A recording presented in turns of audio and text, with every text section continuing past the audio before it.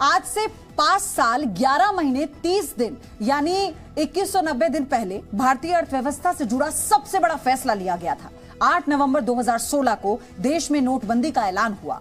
8 नवंबर को रात 12 बजे से 500 और 1000 के नोट को देश में बैन कर दिया गया और इस फैसले के आज 6 साल पूरे हो रहे हैं और अब इस फैसले का सीधे सीधे असर दिखने लगा है।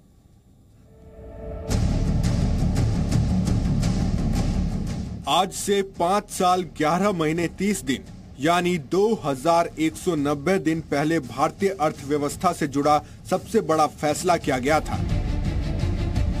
8 नवंबर 2016 को देश में नोटबंदी का ऐलान हुआ। 8 नवंबर को रात 12 बजे से 500 और 1000 के नोट को देश में बैन कर दिया गया।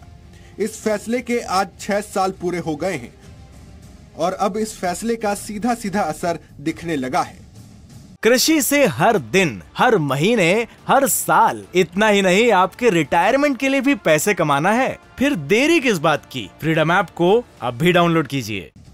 नोटबंदी को जब लागू किया गया था तो बार बार इस फैसले पर सवाल उठाए गए। ये नैरेटिव बनाया गया कि इससे देश की अर्थव्यवस्था बर्बाद हो जाएगी, हम कई दशक पीछे चले जाएंगे, लेकिन ऐसा कुछ नहीं हुआ। नोटबंदी के बाद देश ने कोरोना जैसे बड़े संकट का भी सामना किया और आज भारत की अर्थव्यवस्था दुनिया में सबसे तेजी से आगे बढ़ने वाली बन चुकी है और इसके लिए देश में डिजिटल पेमेंट क्रांति को भी एक बड़ी वजह बताया जा रहा है। IMF जैसी अंतर्राष्ट्रीय संस्था भी भारत के डिजिटल क्रांति की आज तारीफ कर रही है। SBI की एक रिपोर्ट के मुताबिक डिजिटल क्रांति का असर ये हुआ कि 20 साल में पहली बार दिवाली के हफ्ते में करेंसी सर्कुलेशन में गिरावट देखने को मिली है और इसकी वजह डिजिटल पेमेंट है।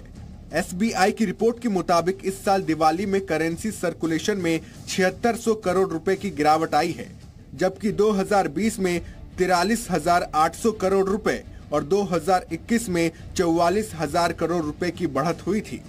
इस रिपोर्ट में बताया गया है कि भारतीय अर्थव्यवस्था में बुनियादी बदलाव हो रहा है, यानी डिजिटल पेमेंट की ओर अर्थव्यवस्था अब तेजी से बढ़ रही है। इस रिपोर्ट के मुताबिक शुरुआत में भले ही सरकार ने डिजिटल पेमेंट को बढ़ावा दिया, लेकिन बाद में धीरे धीरे लोगों ने इसे अपनाना शुरू कर दिया और आज लोगों के लिए ये पेमेंट का पसंदीदा तरीका बन चुका है। नए नए बदलाव और सुविधाएं इससे जुड़ने से डिजिटल पेमेंट का और विस्तार हुआ है। अपनी रिपोर्ट में SBI ने जो सबसे अहम जानकारी दी है, उसके मुताबिक देश में करेंसी सर्कुलेशन की ग्रोथ में लगातार कमी देखने को मिल रही है।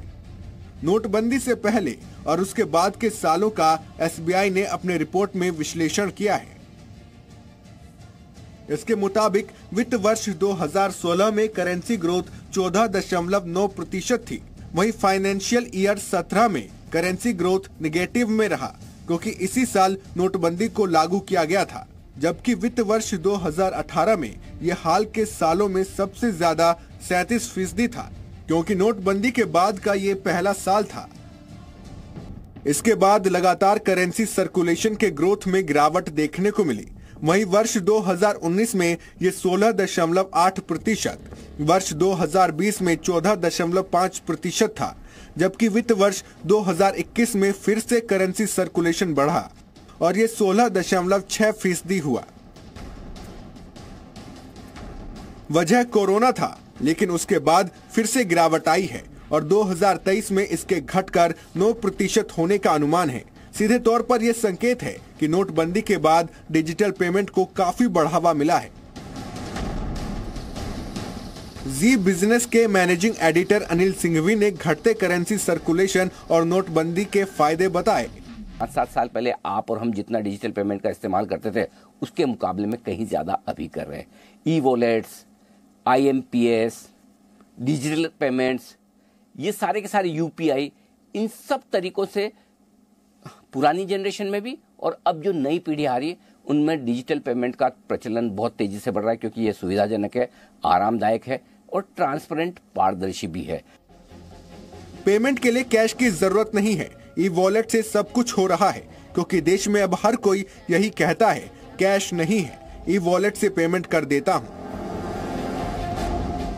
ये भारत में डिजिटल क्रांति की सबसे बड़ी सफलता है और ये है UPI और ई-वॉलेट की सफलता की कहानी। अब आपको यूपीआई की इसी सफलता की कहानी के बारे में जानना चाहिए। साथ ही कैसे ये डिजिटल क्रांति दुनिया भर में ऑनलाइन प्लेटफॉर्म के लिए एक चुनौती बन गई है।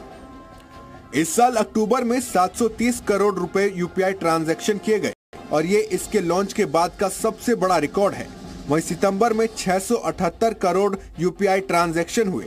मतलब देश में छोटे छोटे गांव से लेकर बड़े बड़े शहरों में अब डिजिटल पेमेंट हो रही है और लोगों के लिए ये बेहद आसान हो चुका है। प्रधानमंत्री मोदी लगातार कहते रहे हैं कि आज डिजिटल क्रांति ने देश में पेमेंट का तरीका ही बदल दिया है। वित्तीय भागीदारी जब डिजिटल भागीदारी से जुड़ जाती है तो संभावनाओं का एक नया विश्व खुलने लग जाता है। यूपीआई जैसा बड़ा उदाहरण हमारे सामने है और भारत इसके लिए गर्व करता है।